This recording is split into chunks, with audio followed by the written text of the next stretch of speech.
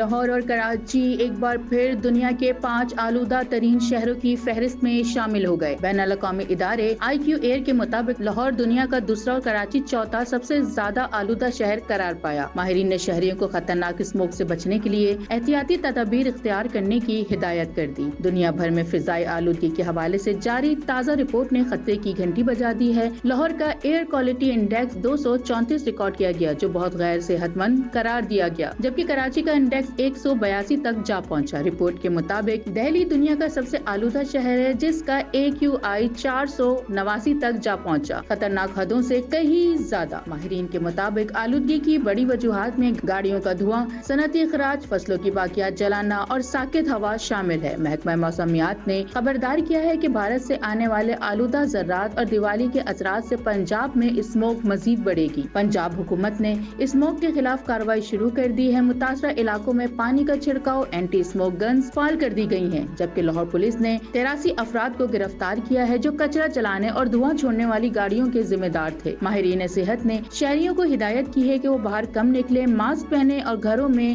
Year purifier استعمال کریں۔ عالمی ادارہ صحت کے مطابق پاکستان میں ہر سال 2 لاکھ سے زائد افراد فضائی آلودگی کے باعث ہلاک ہو جاتے ہیں۔ ماہرین کا کہنا ہے کہ اگر فوری اقدام نہ کیے گئے تو لاہور اور کراچی آنے والے برسوں میں انسانی صحت کے لیے خطرناک زون بن سکتے ہیں۔